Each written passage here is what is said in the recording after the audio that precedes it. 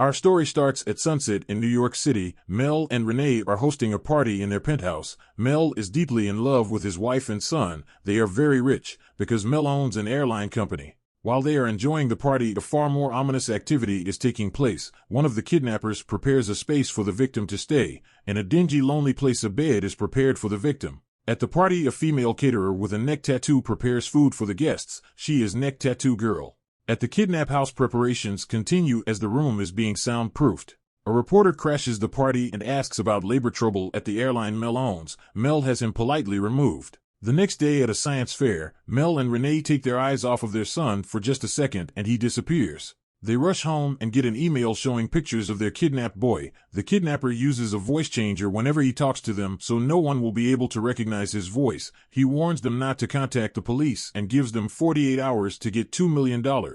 We meet two of the kidnappers in the dingy house, Neck Tattoo Girl and Stoner Guy, while Mel and Renee argue about what to do. Should they call the police or the FBI? They decide to call the FBI. The head agent is played by Delroy Lindo. Mel explains that he thinks the kidnapping may have something to do with the labor dispute his company is going through. Jackie Brown, a labor leader, got caught accepting a payoff. Mel thinks Jackie's associates might have kidnapped his son as revenge, since Jackie is in jail. Meanwhile, one of the kidnappers, Donnie Wahlberg, is nice to the boy. He feeds him and makes sure the room isn't too cold. Neck Tattoo Girl scolds Donnie for being nice to the kid. Another of the kidnappers, Liv Schreiber, tells him that they might have to do something real bad. Donnie didn't sign up for hurting anyone. Mel tells Delroy that he set up Jackie Brown to take the fall and now Jackie is in jail. Delroy suggests that they ask Jackie if he is involved. Jackie doesn't know anything about the kidnapping. He freaks out and attacks Mel. They are back to square one. Donnie goes to a liquor store and buys stuff for the kid, Frankenberry cereal, movies. While Donnie is shopping for the kid, a police detective, Gary Sinise, is watching him intently. Gary goes to the kidnapper's house. He sees the boy tied to a bed and draws his gun. He sneaks up on Donnie sleeping and points a gun at his head. He questions him about buying kitty cereal in front of cops. Gary is in on it. He's the mastermind. Gary is hooking up with Neck Tattoo Girl. Neck Tattoo Girl wants to off the kid. The kidnappers call with instructions for Mel. Delroy wants one of the feds to make the drop, but Mel insists on going. Donnie promises the kid that he'll get him back with his parents. The kidnappers explain what they want Mel to do. They tell him they need a key to a locker, which is at the bottom of a community pool. Mel jumps into the pool fully clothed, which shorts out all the tracking stuff the FBI put on Mel. He gets the key and opens the locker, and finds a change of clothes and canvas bags. The kidnapper tells Mel to switch the money into the canvas bags and to drive a car to the Holland Tunnel. In the tunnel, Mel asks, "Why me?" Gary says he saw him on TV, and he thinks Mel is the type to throw money at his problems instead of solve them. Mel demands to know how he's going to get his kid back. Gary tells him that once he gives the money, the bag man, Donnie, will give him the address where his kid is at. Donnie tells Liv that he isn't going to give Gary the money until he cuts the kid loose. Gary directs Mel to a rock quarry. Donnie points a gun at Mel and asks for the money. Mel asks for the address, but Donnie has no idea what he's talking about. The feds show up in a helicopter. They shine spotlights on Donnie as he tries to speed away. Mel follows on foot. The feds drop a SWAT team from one of the helicopters. Donnie shoots at the feds. The feds shoot and mortally wound Donnie. Mel rushes to Donnie as Donnie is trying to tell him where his son is being held, but the SWAT team forces him away from Donnie. Mel is hoping against hope that Donnie will pull through, but unfortunately Donnie succumbs to his wound before he can tell anyone where Mel's kid is. Liv is sad that his brother Donnie died. Mel tells the dumbass SWAT guys, "You killed my son." Back at the penthouse, Mel attacks Delroy because he blames him for killing Donnie. Renee also blames the FBI for killing the only lead to her son.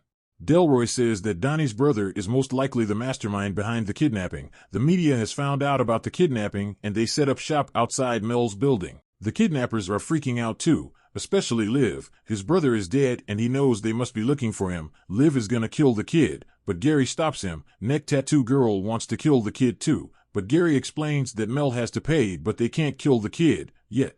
The kid asks for a chocolate bar. Neck Tattoo Girl tells him no. He sees her and recognizes her. Mel tells Delroy that he thinks the kidnappers will never let his son go. Mel explains that when he asked for the address, Donnie had no idea what he was talking about. Delroy and Renee try to convince Mel to pay. The kidnappers call and give Mel instructions, but Mel says he thinks his son is dead and hangs up on the kidnappers. Everyone freaks out, but the kidnappers call back and let Mel talk to his son. Mel tells the feds that he's going alone, no helicopters, no wires, just me.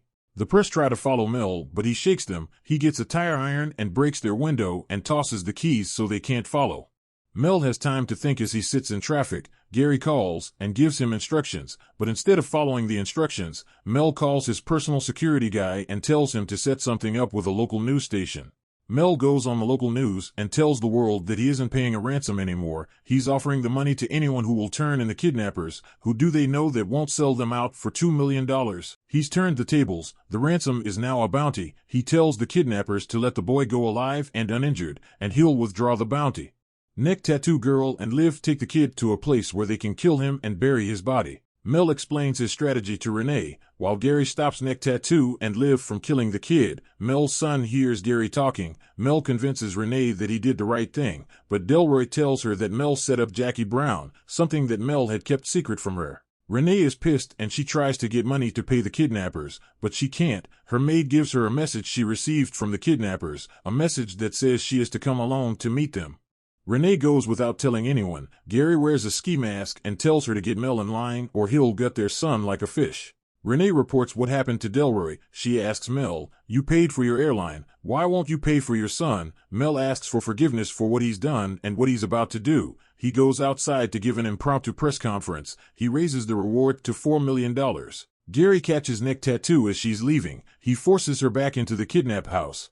Gary calls Mel and lets him talk to his son. Gary tells Mel that this is his last chance, but Mel is undeterred. Gary loses it and shoots, but it was a ploy. The kid is still okay. Mel freaks out because he thinks he might have gotten his son killed. Gary storms off. Renee freaks out too. She has to be pulled off of Mel because she thinks Mel got their son killed. Liv and Stoner Guy are done. They start packing up. Neck Tattoo Girl grabs a gun and goes into the kid's room to off him. Gary watches Stoner Guy and Liv pack up the van from a laundromat across the street. The kidnappers and Mel and Renee are all in despair. Mel goes out on the balcony and looks down. Eventually Renee comforts him. In the laundromat, an evil idea hatches in Gary's head. He radios for backup and shoots and kills Liv and Stoner Guy in cold blood. Neck Tattoo Girl sees what's happening and shoots Gary, but she only wounds him. Gary returns fire and kills her. Gary goes into the kidnap house and collapses next to the boy. A SWAT team storms the house and finds Gary, a newly minted hero, and Mel's son. Mel and Renee are reunited with their son. As far as they know, it's over. Mel shakes Gary's hand as he's taken away in an ambulance. Delroy asks Mel if he knows Neck Tattoo Girl. Mel knows her because she worked catering at his house several times. Mel's son is scared of the dark now. Gary gives his account of what happened to the investigators. Gary has become a local hero. He makes plans to leave the country. He watches the news and sees that the investigation is far from over. He wants to get the reward and get away before anyone suspects he was involved. Mel and his family enjoy playing outdoors. Mel goes back to the penthouse to get his son's gloves. Gary shows up to get his reward. Mel goes to write a check for the $4 million. Gary asks why Mel didn't pay the ransom. Mel says it's because he was dealing with human garbage. The kidnappers wouldn't have returned his son. They would have killed him no matter what he did. He had to make another play. Mel's wife and son come home. The son hears Gary's voice and starts peeing his pants. Mel notices and realizes that Gary is the kidnapper. Mel plays it cool. He'll deal with Gary after he gets him away from his family. Unaware, Renee comes in and meets Gary. She wants him to meet her son, but Mel says he needs to rest. Renee leaves and Mel gives Gary the check. Mel tries to get rid of him, but Gary knows Mel is full of it and pulls a gun. Gary rails against Mel. He is a very resentful man. Mel refuses to wire the money because Gary can kill them all and try to get away. Mel explains that he can go with him to the bank and then he'll fly Gary out of the country. Gary agrees, but he warns Mel not to play any tricks or he'll kill his family.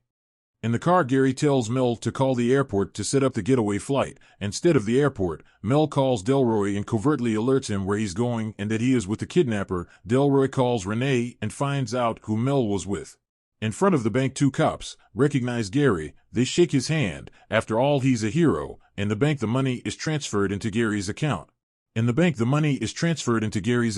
They leave the bank and two cops try to detain Gary, but he shoots them both. Mel grabs Gary and they fight in the street. Mel lets out all his rage at the man that has plagued his family. Mel tries to get the attention of the cops. Gary kicks Mel into an oncoming cab. Gary tries to get away. Mel and the police give chase. Gary tries to shoot Mel, but Mel slams him into a truck. The two grapple and fall through the window of a lamp store. Gary's throat is cut. He's slowly bleeding out, but he's far from dead. Mel grabs Gary's gun. The police approach at a slow movie pace, a pace which will allow the hero to defeat the villain on his own. Delroy pulls up. Mel has a gun trained on Gary. The police are pointing their guns at Mel. Renee arrives. Gary grabs his spare gun. Mel lowers his gun. Gary raises his gun to kill Mel, but Mel and Delroy shoot and kill Gary before he can kill Mel. The cops want to arrest Mel, but Delroy won't let them. Mel and Renee hug it out as the credits roll.